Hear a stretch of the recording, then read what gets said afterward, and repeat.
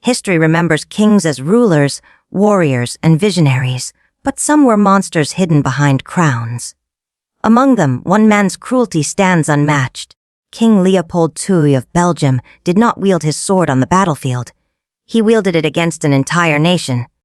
In the Congo, he turned paradise into a slaughterhouse, where villages burned, children cried in terror, and rivers ran red with blood.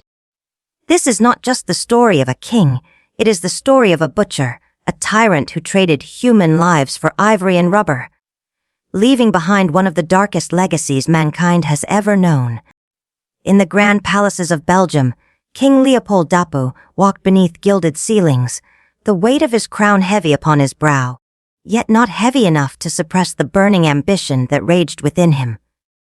His kingdom, though small in land and population, was insufficient to satisfy the hunger of his heart. The streets of Brussels, lined with merchants and courtiers, buzzed with the polite laughter of nobles. Yet none could glimpse the darkness behind Leopold's eyes, while to outsiders he appeared as a sovereign concerned with the welfare of his people. In truth, his gaze was fixed far beyond Europe, upon the vast, untamed lands of Africa, the Congo, with its rivers like silver serpents and forests so thick that sunlight barely touched the ground, called to him with whispers of untold wealth. To the world, he spoke with charm of bringing civilization, education, religion, and trade to the unknown, yet each word was a mask. Behind his refined demeanor lay a mind calculating in cold detail, imagining the forests dense with rubber, the rivers heavy with riches, and the people as tools to be exploited, not as humans to be respected. Every treaty he signed with local chiefs, every map drawn, was a carefully orchestrated step in a plan designed for absolute control. Leopold's court celebrated his vision. Diplomats applauded his noble intentions. Artists painted him as the enlightened monarch, and missionaries hailed his generosity. Yet behind the palace doors, in dimly lit rooms, orders were written not for the betterment of humanity, but for profit and terror. The Force Publique, a private army under his command, was organized not to protect but to dominate, trained in the arts of intimidation, punishment, and absolute obedience. Villagers in the Congo, innocent and unsuspecting, were now destined to become instruments in a machinery of horror, their lives and labor enslaved for the king's gain. Leopold's mind saw people not as living beings but as numbers, quotas, and trophies of conquest. He dreamed of the wealth he would extract, of the power it would bring, and of the legacy he would leave in the annals of European history. Little did the world know that beneath the veneer of civilization lay a reign that would stain history with blood, fire, and unspeakable suffering. A reign that would echo through centuries as a warning of the corruption of unchecked power. By the year 1885, Leopold II's ambition bore fruit in the form of the Congo Free State, a territory recognized by European powers as his personal possession. To the outside world, it was a noble experiment, a realm of commerce, education, and religion under the guidance of a benevolent king. But for those who lived within its dense forests and along its winding rivers, it was anything but benevolent. The Congo became a kingdom forged in fear and obedience, a land where every breath, every step, was shadowed by the menace of punishment. Rubber, the lifeblood of industrial Europe, became both currency and chains. Villagers were coerced into extracting it, often traveling for days through the oppressive jungle to harvest vines that stretched endlessly across the canopy. Quotas were imposed that no human could meet. Failure was not met with forgiveness but with brutality. Hands were severed as warnings, children were whipped, and families torn apart. The forests echoed with cries that carried far and wide, yet these were heard only by the agents of Leopold, who recorded the suffering as statistics and trophies of power. The Force Publique, Leopold's private army, became the instruments of terror. They marched through villages with rifles and whips, and any who resisted were executed in sight of neighbors to set an example. Villagers who attempted to flee the plantations were hunted like game, their bodies displayed to enforce obedience. Mothers hid their children in the treetops, hoping that the shadow of the leaves might conceal them from the men with orders from Brussels. Fathers armed themselves with bows, spears, and courage, but against the rifles and brutality of trained soldiers, they were often powerless. Leopold remained in Europe, ensconced in palaces glittering with wealth, acquired from the toil and blood of a continent. His letters and reports painted a portrait of a flourishing colony, with factories, schools, and churches hiding the screams and scorched villages. Villagers were reduced to mere tools in the machinery of profit. Their pain was invisible to the world, their suffering dismissed as rumor.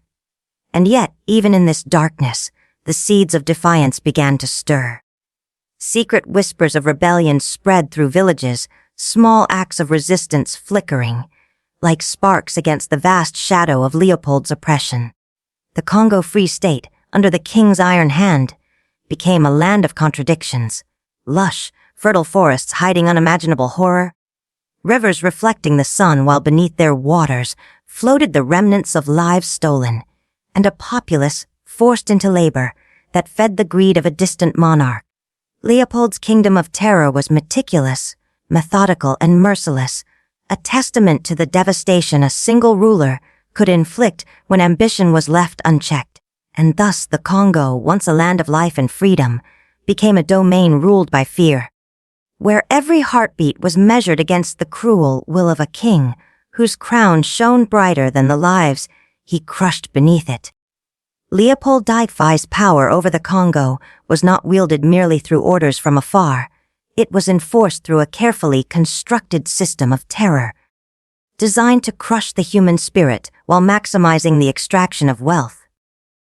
At the heart of this system was the Force Publique, a private army of soldiers and mercenaries who became both judges and executioners in a land stripped of law and mercy. These men were trained not merely in combat, but in cruelty itself, instructed to punish swiftly, publicly, and without hesitation. Villagers who failed to meet rubber quotas were often subjected to horrifying spectacles of suffering, meant to terrorize others into obedience. The punishments were beyond imagination. Hands, sometimes still moving with life, were severed from those who could not meet the king's quotas, displayed as trophies to ensure the villagers never forgot the price of failure.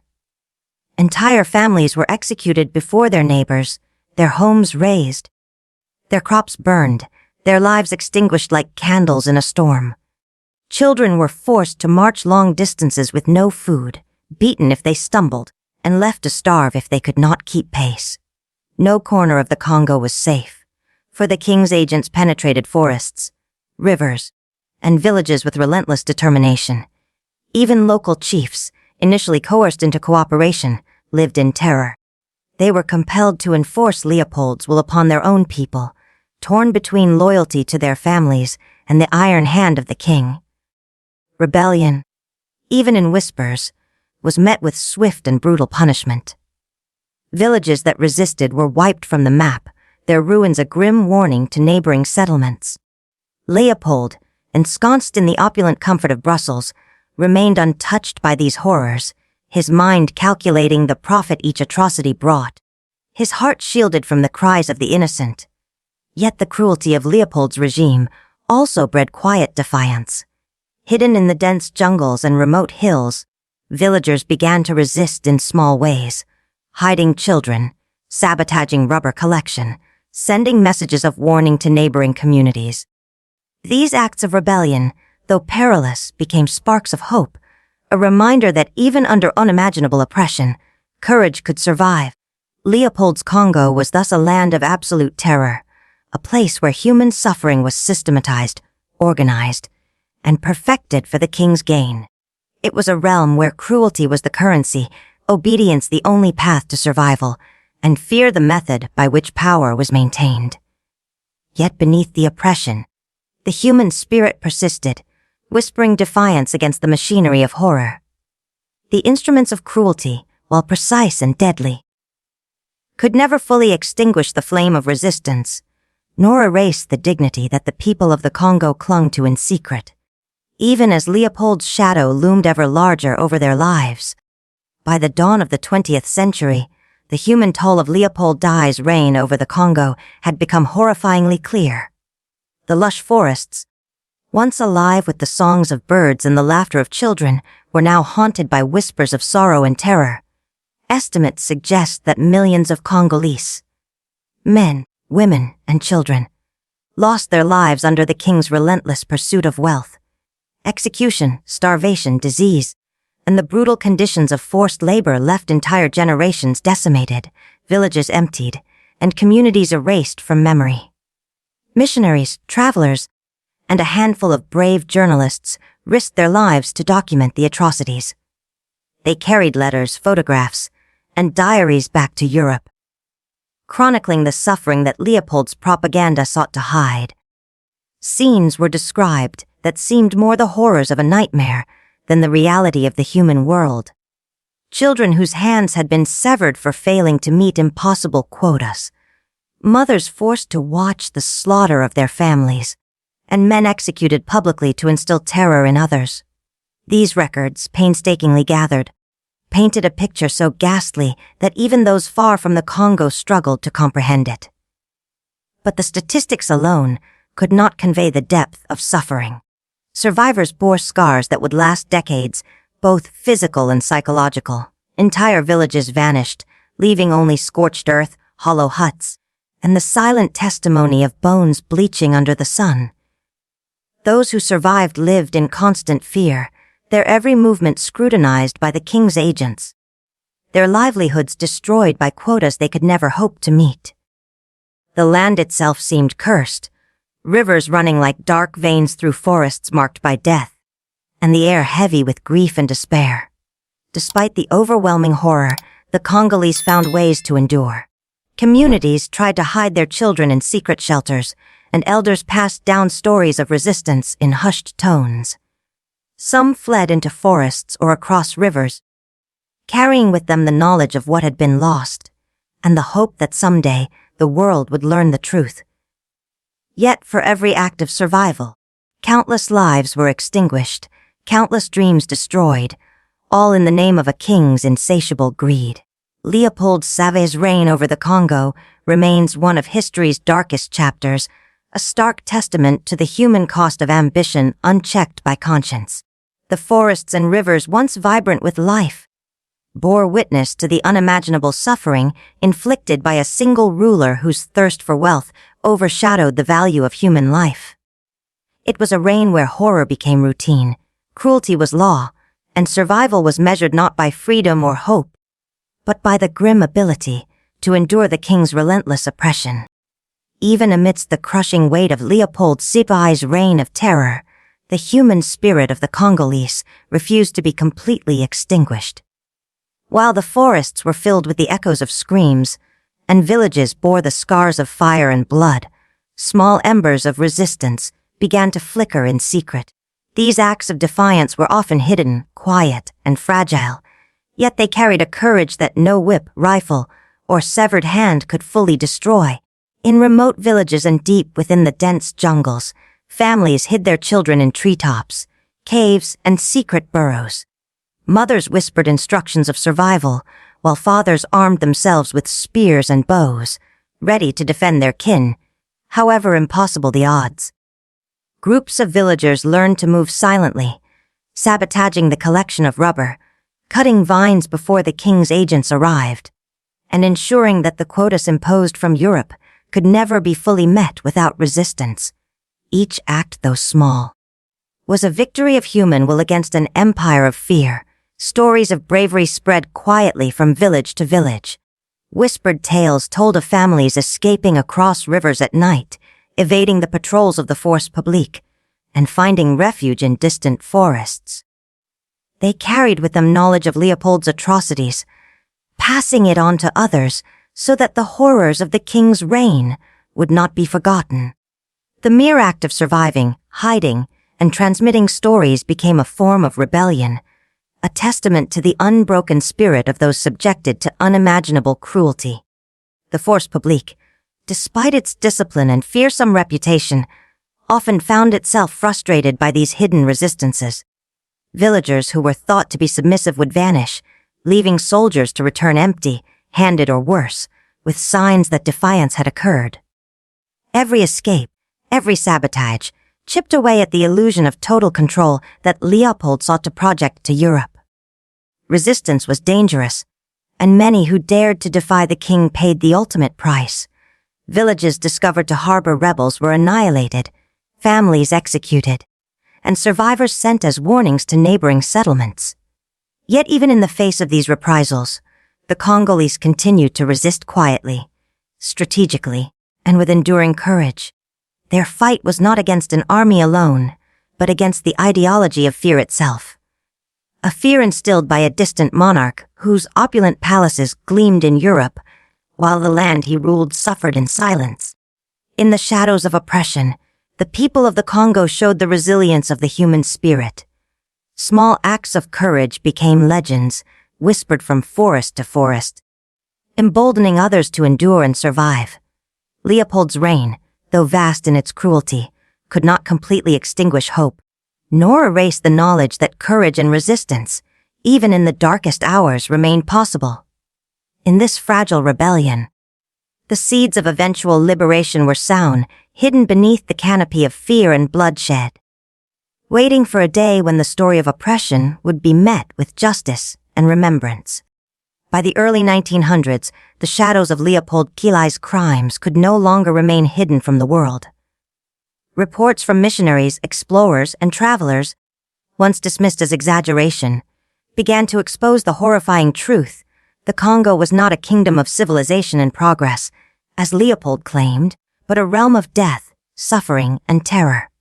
Photographs, letters, and detailed accounts showed mutilated children, decimated villages, and rivers flowing past the remnants of massacres. The veil of propaganda that Leopold had carefully woven for decades began to tear. European society, initially entranced by the king's wealth and charm, slowly began to recoil in horror. Journalists such as Edmund Dean Morrill and missionaries documented evidence with painstaking care, revealing the horrifying system of quotas, torture, and executions. They described how hands were severed from the living as a form of punishment, how villages were razed to enforce compliance, and how entire families vanished in a single night of terror. These stories, once whispered in secret, now echoed through newspapers and pamphlets, stirring the conscience of distant lands. Leopold, ever the master of appearances, attempted to maintain the illusion of benevolence. He replied with statements that painted himself as a philanthropist, a ruler devoted to the well-being of his subjects. Yet the evidence was overwhelming. International outrage grew, campaigns for justice spread across Europe and America, and pressure mounted upon the Belgian monarchy to confront the atrocities that had stained Leopold's legacy. The Congo Free State, for decades the personal playground of a tyrant, became a symbol of colonial abuse and unchecked power. Amidst the mounting scrutiny, the Congolese people continued their quiet acts of defiance, their stories amplified by the brave witnesses who carried them to the world. Resistance, survival, and the documentation of horror converged to ensure that the king's crimes could not remain hidden indefinitely. Europe could no longer turn a blind eye, and Leopold's carefully constructed empire of terror began to crumble under the weight of its own brutality. By 1908, the pressure became undeniable. Leopold was forced to relinquish control of the Congo Free State, transferring authority to the Belgian government. Though the land was no longer his personal fiefdom, the scars of his rule, millions of lives lost, villages destroyed, and communities traumatized, remained etched into the land and its people. The rivers and forests still carried the memory of terror, the whispers of the victims resonating long after the king himself had retreated to Europe. Leopold II, who had once been hailed as a visionary, was now a symbol of human cruelty and unchecked ambition. The world had finally begun to see the truth, and though justice had come too late for countless victims, their suffering would no longer be invisible. History, in all its cruelty and revelation, bore witness to the horrors of a king who valued gold over life, leaving a legacy that would be remembered as a warning for generations to come. Leopold II, the man who had ruled the Congo with an iron hand, died in 1909, surrounded by the opulence of his European palaces. To the world, he remained a king adorned with grandeur, his wealth and influence unquestioned. But beneath the gilded veneer lay a legacy soaked in the blood of millions. The forests, rivers, and villages of the Congo bore witness to his reign of terror, silent reminders of a people crushed under the weight of one man's insatiable greed. Though Leopold had long escaped the land he had ruined, the scars of his cruelty endured. Families destroyed, hands severed as punishment, villages erased from the map. These horrors became etched in the memory of survivors and the generations that followed. Missionaries, travelers, and journalists had risked their lives to document the atrocities, sending photographs and letters across oceans, ensuring that the world could not fully ignore the depth of his crimes. European courts and governments could debate his intentions, but the people of Congo knew the truth. Leopold's reign had been a nightmare of human suffering, measured not in years, but in the countless lives extinguished. Yet even amid despair, the stories of survival and courage persisted. Villagers who had escaped the king's terror shared their knowledge with others, teaching their children the lessons of resilience, secrecy, and defiance. The Congo's forests, though scarred, became symbols of endurance, where the spirit of a people refused to bow entirely, even when terror seemed omnipresent. The whispers of resistance, once quiet and hidden, became a legacy in themselves, a testament that humanity could survive even under the most extreme oppression. History remembers Leopold II not as a visionary monarch, but as the Butcher of Congo, a king whose lust for wealth and power overshadowed every shred of morality.